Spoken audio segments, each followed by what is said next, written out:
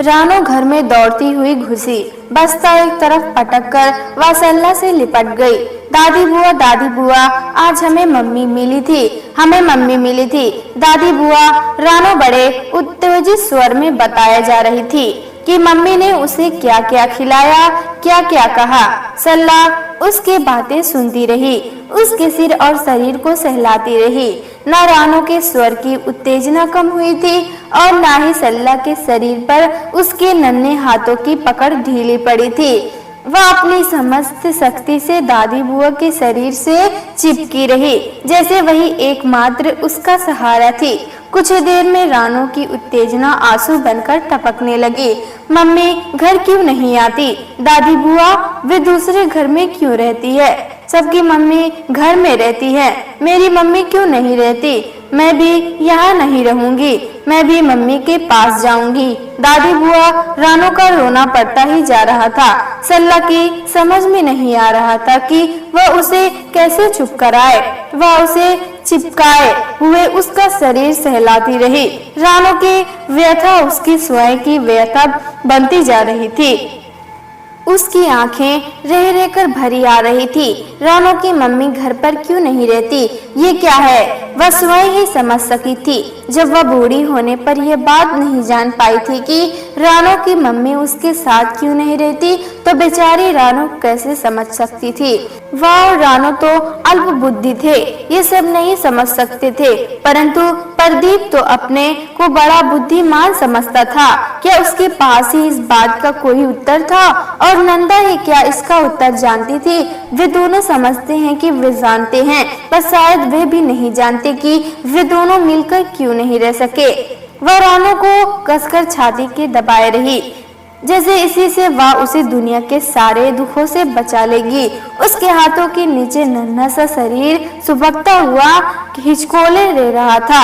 वह मन ही मन अपना सारा स्नेह और ममता रानो पर उड़ेल रही थी। धीरे धीरे रानो शांत होने लगी और कुछ ही देर में वह बचपन की शांत गहरी नींद में खो गई। उसका आंसुओं की लकीरों से भरा मासूम चेहरा वेदना की साकार मूर्ति लग रहा था। जिस नन्ही सी कोमल कली को माँ की छाया में पलना चाहिए था, उसे माँ विहीना करके कड़ी धूप में झुलसने को छोड़ दिया गया था। सल्ला किचन की टेबल पर सब्जी काटने लगी। मन बहुत सी उलझी हुई गृहस्थितियों में उलझने लगा। सत्य क्या है, कौन जान सकता है? वह जीवन में बहुत सी कमियों को झेलती रही है। उसने विवाह नहीं किया था, एक छोटी नौकरी के चक्कर में कितने ही लड़कों को ना कर दिया था। बाद में माता पिता की मृत्यु के बाद वह इन अभावों को सहती हुई अकेले जीवन व्यतीत करती रही थी। परंतु नंदा को तो सब कुछ मिला था, एक स्वस्थ सुंदर पति तथा फूल सी प्यारी बिटिया। उसने किस तरह कैसे उन्हें हाथ से निकल जाने दिया? क्या उसके लिए पति तथा पुत्री का कोई महत्व नहीं था? कुछ तो होगा बहुत ही बड़ा, बहुत ही महत्वपूर्ण, जो इन अभावों की पूर्ति कर सकता होगा। वह तो अपने पतिविहीन तथा संतानहीन जीवन को एक यातना समझकर जी रही थी, परंतु नंदा के लिए इन दोनों का होना ही शायद यातना बन गया था। तभी वह अपने खून और जिगर के टुकड़े को छोड़कर जा सकी थी। अन्य दिनों की तरह वह आज भी इस पक्ष को टटोलती रही, पर कोई उत्तर ना पा सकी। प्रदीप आ गया था। रानो कहाँ है बुआ? दिखाई नहीं दे रही।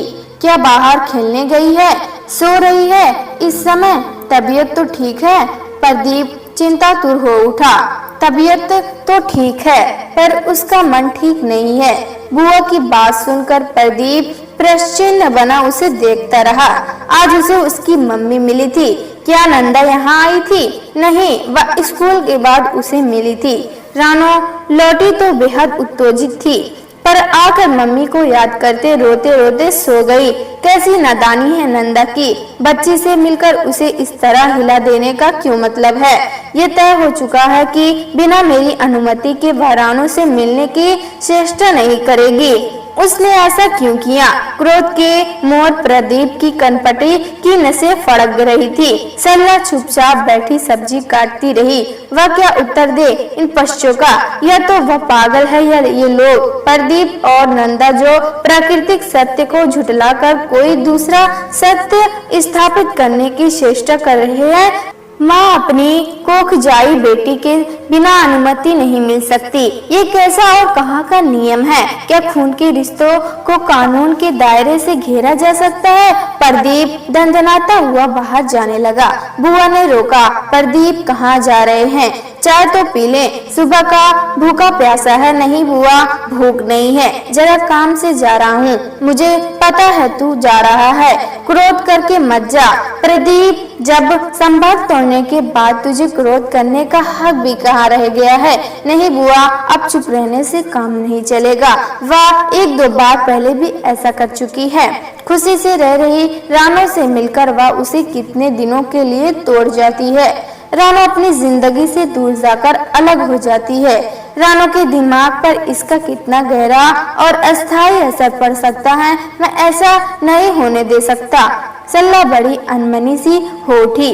तुम लोग बड़े लिखे और होशियार, पर मैं इतना जरूर कह सकती हूँ कि रानो की जिंदगी आज नहीं, तुम और नंदा दोनों मिलकर बहुत पहले ही तोड़ चुके हो। जिस पौधे को कुशल माली की देखरेख में यत्न पूर्वक सुरक्षित रखकर पाला जाना चाहिए था, उसे तो तुम झंझावात में अकेला छोड़ चुके हो। माँ से मिलने पर कुछ नया घटित नहीं होता, केवल उसके अंदर दबा ढका विद्रोह की उभरता है। बच्चा चाहे कुछ और न समझे, पर माँ से गहरे लगाव की बात उसे समझनी पड़ती है। इस बेचारी की तो माँ है, ये कैसे भूल सकती है? तेरी माँ तो तुझे 10-12 साल का छोड़कर इस लोक से चली गई थी। क्या तुझे कभी उसकी याद नहीं आई? प्रदीप क्षण भर की शर्मिंदा सा हो उठा। नहीं बुआ, ये ठीक नहीं है। रानो नंदा से मिलेगी तो उसकी कमी और भी ज्यादा महसूस करेगी, उसे भूल नहीं सकेगी। जो मिल नहीं सकता उसे भूल जाना ही अच्छा है। सल्ला चुप हो गई। बहस करना बेकार था। मान अपमान का पर्ची इस घर को तोड़ चुका था, पर वह अब भी खत्म नहीं था।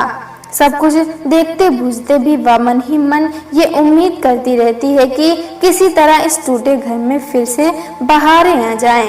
बुआ की बात से प्रदीप के दिमाग में उबलता हुआ लावा कुछ ठंडा होने लगा था, परंतु फिर भी वह नंदा के व्यवहार से जरा भी प्रसन्न नहीं था। उसने नंदा का फोन मिलाया। नंदा, कौन आप? तुम रानू के स्कूल गई थी? हाँ, नंदा का सूक्ष्म उत्तर था। तुम जानती हो, तुम्हें ऐसा नहीं करना चाहिए था। रानू स्कूल से लौटी तो बेहद उत्तेजित थी। वह रोते रोते सो गई। कम से कम अब तो तुम्हें हम लोगों को शांति से रहने देना चाहिए। न चाहते पर भी प्रदीप के स्वर में सख्ती आ गई थी। उत्तर में उधर से दबी दबी सिसकियां सुनाई पड़ रही थी। हेलो हेलो, नंदा नंदा रोती रही। प्रदीप का भी दिल सहसा बहुत भर आया। उसका दिल बुआ की वह भी रोने लगी। उसने कठिनाई से अपने को शांत किया। नंदा, क्या कुछ देर को मॉडर्न कैफे हाउस में आ सकती हो? वहाँ क्या कहोगे? कहीं तमाशा बन न जाए। जरा देर के लिए आ जाओ। जो मैं तुम्हें समझाना चाहता हूँ वह फोन पर ना हो सकेगा। अच्छा, आती हूँ। कैफे हाउस में वातानुकूलित वातावरण में भी प्रदीप के माथे पर पसीना उभर रहा था। उसे लगा कि उसका सख्ती से सहेजा गया जीवन फिर उखड़ने लगा है और भावनाओं की आंधी में सूखे पत्ते सा उड़ता जा रहा है। दिमाग विचित्र दांव पेंच में उलझने लगा। वह नंदा के साथ बिताए गए जीवन में घूमने लगा। उसे लगा सभी कुछ उलट पुलट गया है। उसे अधिक प्रतीक्षा नहीं करनी पड़ी। शीघ्र ही नंदा उसके सामने बैठी थी, पहले से कहीं ज्यादा खूबसूरत और आकर्षक। हमेशा की तरह आसपास के लोगों की दृष्टि उसके इर्द गिर्द चक्कर काटने लगी और हमेशा की तरह उसके हृदय में ऋषियों की नन्ही चिंगारी जलने लगी। उसने तुरंत अपने को शांत किया। नंदा का सौंदर्य व आकर्षण और उसकी समय की ईर्ष्या प्रवृत्ति एक घर को नष्ट करके काफी आहुति ले चुकी थी। उसे अब स्वयं को शांत रखता था। यत्न पूर्वक छिपाने पर भी नंदा के चेहरे पर रुदन के चिन्ह मौजूद थे। वह अनदेखी की चेष्टा करने पर भी बार बार नंदा को देखता रहा। नंदा की बड़ी बड़ी आंखें उस पर स्थिर हो गई थी और वह बेचैनी सी महसूस करने लगा था। अस्थिरता की दशा में उसने काफी चीजों का ऑर्डर दे दिया था। वह उससे बात शुरू करने के लिए कोई सूत्र ढूंढने लगा। रानो ठीक रहती है? नंदा ने ही झिझकते हुए पूछा। हाँ, ज्यादा याद तो नहीं करती। नंदा का स्वर भीगने लगा था। तुमसे मिलने से पहले तो नहीं करती। नंदा को देखकर उसे लगा कि अब वह रो देगी। मुझे पता नहीं था कि मैं रानो को इतना याद करूंगी। हर समय उसी के बारे में सोचती रहती हूँ। उसे देखकर मन को कुछ शांति मिली, पर क्षण भर को ही। ये सब तो पहले सोचना चाहिए था। प्रदीप का स्वर बेहद ठंडा था। उस समय तो हर चीज, हर व्यक्ति और हर भाव के प्रति मन में कटुता व्याप्त हो गई थी। रानो मुझसे इस तरह छिन जाएगी, यह स्वप्न भी नहीं सोचा था। कभी कभी मन बेहद भटक जाता है। वह नन्ही सी जान कैसे अपनी देखभाल करती होगी। नंदा की आंखों से आंसू टपकने लगे थे। नंदा से मिलना पूर्णतया सामान्य नहीं हो सकेगा, इसकी तो प्रदीप को संभावना थी, परंतु फिर भी एक सार्वजनिक स्थान पर इस तरह से भाव प्रदर्शन के लिए वह तैयार नहीं था। वह काफी परेशान हो उठा। आजकल क्या कर रही हो? वह रानो की बात छोड़कर व्यक्तिगत धरातल पर उतर गया। मुंबई की एक फर्म में प्रोडक्ट मैनेजर हूँ। तनख्वाह तो खूब मिलती होगी। बड़ी फर्म है, अच्छा देते हैं, फिर भी रुचि अच्छी तनख्वाह में नहीं, कम में है। मुझे अकेले को कितना चाहिए? काम अच्छा है, नए नए चेहरे, काफी लोगों से मुलाकात, मन की भटकन से बची रहती हूँ। दोबारा शादी करने की सोची, एक बार का अनुभव क्या काफी नहीं? स्वर में व्यंग्य छिपा था। फिर भी कभी तो सोचा होगा, तुम अभी जवान हो, खूबसूरत भी। कुछ समय बाद यह स्थिति नहीं रहेगी। जवान दिखने पर भी इस तरह के अनुभव स्त्री को मन से बूढ़ी बना देते हैं। फिर जो कभी न सोचा था वह हो गया। अब सोचकर ही क्या कर पाऊंगी? काम भी ऐसा है, लोग तुम्हारी ओर आकर्षित तो होते होंगे। प्रदीप अपनी बात पर अड़ा रहा। न चाहने पर भी ईर्ष्या की बेमालूम चिंगारी हवा पाने लगी। नंदा उदास सी हंसी हंस दी। मेरा तुम्हारा चोर सिपाही वाला रिश्ता तो खत्म हो चुका है, फिर छिपाकर भी क्या करना है? मैं स्वयं किसी की तरफ आकर्षित नहीं हूँ, पर मेरे चारों ओर घूमने वालों की कमी नहीं है। जैसा कि तुमने कहा, मैं अभी खूबसूरत भी हूँ, जवान भी। इसके लिए तुम क्या करती हो? कुछ नहीं, मैं उन्हें घूमने देती हूँ। शादी के पैगाम भी आते होंगे। हाँ, कहीं नंदा नैपकिन को खोल लपेट रही थी। फिर शादी क्यों नहीं की? चिंगारी को फिर हवा मिली। कहा ना, अब अनुभव कड़वा है, विवाह में आस्था नहीं रही। बॉस कैसा है? अच्छा है, वह भी मुझसे विवाह के लिए विनेदन कर चुका है। मान लेती, बड़ा बिजनेस है, रुपए पैसे की बाहर रहती है। उनके आपस अनेक मतभेदों में एक कारण नंदा का बेहद खर्चीला स्वभाव भी था। ख्याल बुरा नहीं, वह 55 वर्ष का है, विधुर और गंजा, एक लड़का और 2 लड़कियां हैं। फिर उसके बच्चों को यह विचार पसंद नहीं, सोचते हैं कि मैं उनके पिता के धन की ताक में हूँ। वो लोग इस विचार से काफी परेशान रहते हैं। तुम क्या सोचती हो? कुछ सोचती नहीं, सिर्फ हंसती हूँ। अच्छा, अपनी बताओ, क्या कर रहे हो आजकल? बस नौकरी, विवाह। अभी तक तो चल रहा है, नहीं चलेगा तो मजबूरी है। रानो के ख्याल से डर लगता है। उसने रानो को पसंद ना किया तो वह मासूम मारी जाएगी। मैं तो दिन भर दफ्तर में रहता हूँ, उसे देख नहीं पाता। अभी तो बुआ उसकी देखरेख करती है। पता नहीं बाद में बुआ रहना पसंद करे या ना करे। तुम ये नहीं कर सकते कि रानो को मुझे दे दो, तुम शादी कर लो, इससे सभी सुखी होंगे। नंदा का स्वर काफी उत्तेजित हो गया। रानो को तुम्हें दे दूं? कभी नहीं, हरगिज नहीं। तुम उसकी ठीक से देखभाल नहीं कर सकोगी। अदालत में इतना झगड़ा करके रानो को लिया है, तुम्हें नहीं दे सकता। नंदा हंसी। ये लो, अदालत नहीं है। अदालत रानो को खुशियां नहीं दे सकी। तुम्हारी जिंदगी थी पूरी हो गई। अब तुम्हें स्वयं लग रहा है कि रानो तुम्हारे विवाह में बाधा है या विवाह के बाद वह सुखी नहीं रह सकेगी। रानो को मुझे देने के बाद इसका भय न रहेगा। तुम सुख से रहना। रानो को तुम्हें देकर सुख से रहूं। तुम क्या अच्छी तरह उसे रख पाओगी? प्रदीप का स्वर तेज हो गया था। मैं उसकी माँ हूँ, बड़े कष्ट से उसे जन्म दिया है। मैं उसे ठीक से नहीं रख पाऊंगी, कम से कम विमाता से तो अच्छी तरह ही रखूंगी। नहीं नंदा, रानो का भला मेरे पास रहने में ही है। तुम्हारा जिम्मेदारी का काम तुम्हें समय ही कम देगा। फिर तुम्हारे पास रहकर उसे वह शिक्षा कहाँ से मिलेगी जो अच्छे बच्चे को मिलनी चाहिए।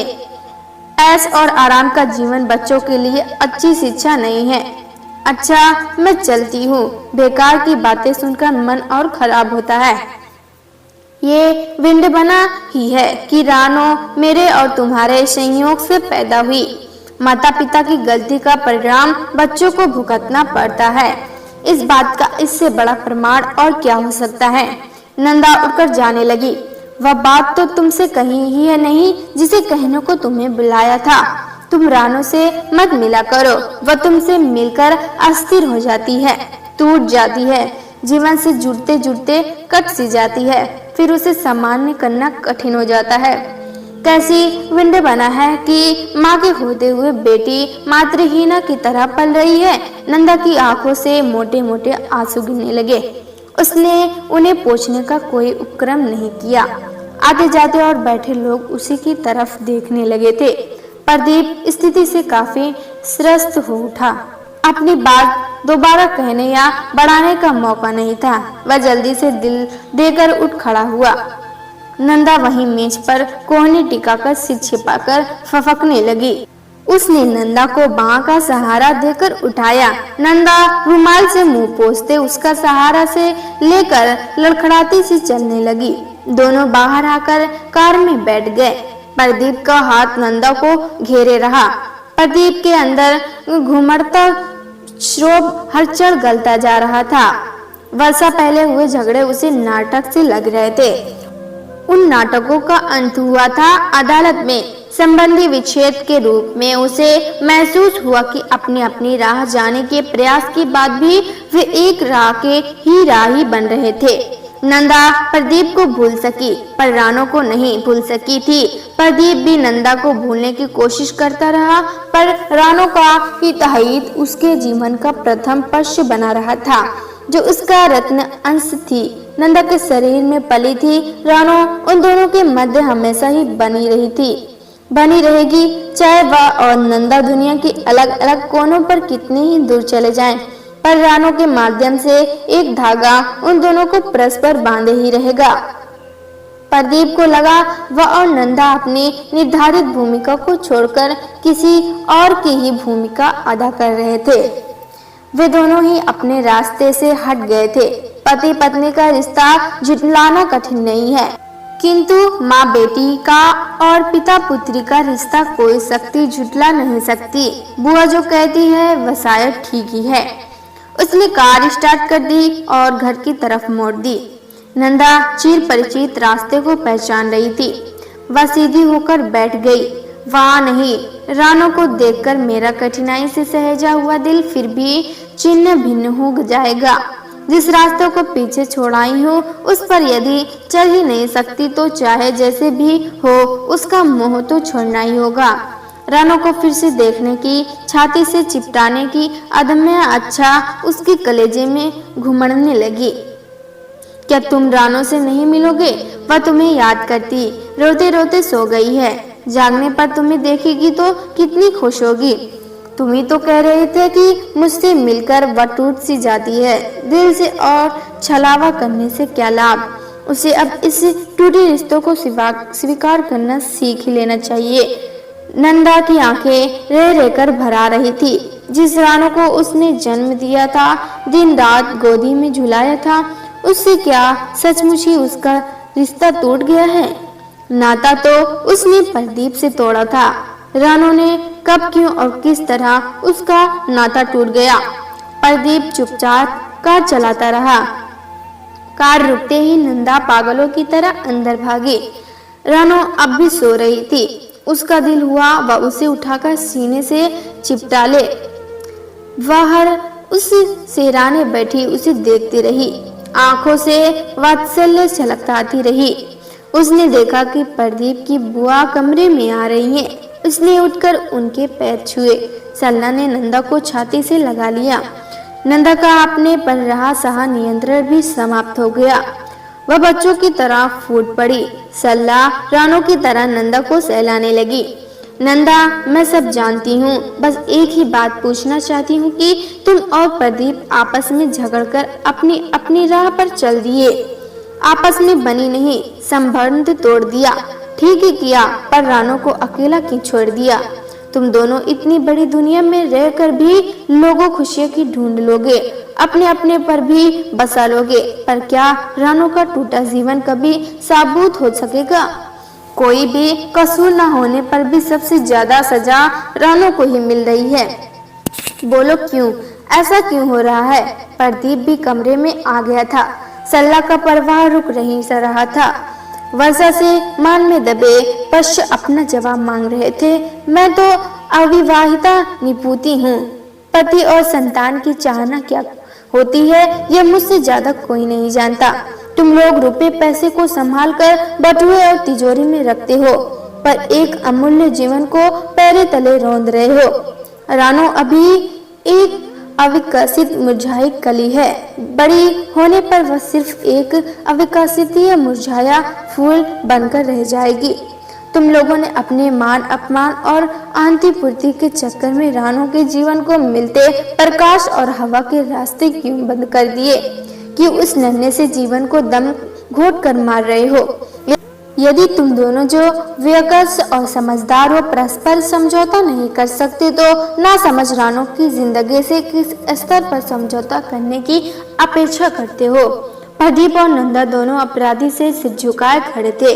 प्रदीप, क्या तू अपनी जिद नहीं छोड़ सकता? बहू, तुम ही क्या अपने मान अपमान के पक्ष को नहीं पी सकती? तुम लोग जो अपना जीवन जी चुके हो, राना के जीवन और खुशियों की बलि क्यों ले रहे हो? क्या तुम उसे जीने का मौका नहीं दे सकते? सरला को लोग कह कि वह सहसा बहुत थक चुकी है और अपनी बात उन तक पहुंचाने में असमर्थ है। उन्होंने अंतिम प्रयास किया। प्रदीप और बहू, क्या तुम लोग फिर के एक साथ नया जीवन नहीं शुरू कर सकते? पुरानी गलतियों को भूलकर नए तरीके से अपने लिए ना सही रानों के लिए क्या या टूटा घर फिर से साबुत नहीं बनाया जा सकता? ऐसा घर जहां रानो प्रसन्न रह सके, संपूर्ण जीवन जी सके। सरला धीरे धीरे कमरे से बाहर चली गई। प्रदीप और नंदा सोती हुई रानो को देख रहे थे। उन्हें महसूस हुआ कि एक अदृश्य धागा अपने में लपेटकर नए रिश्तों में बांध रहा है। प्रदीप को, नंदा को और रानो को साहसा लगा कि नन्ही रानो के जीवन का पक्ष बहुत बड़ा है और उन दोनों के आपसी रिश्ते उसके आगे बिल्कुल तुच्छ नगण्य होकर रह गए हैं। दोस्तों, अगर ये कहानी आपको पसंद आए तो एक लाइक सब्सक्राइब जरूर करें।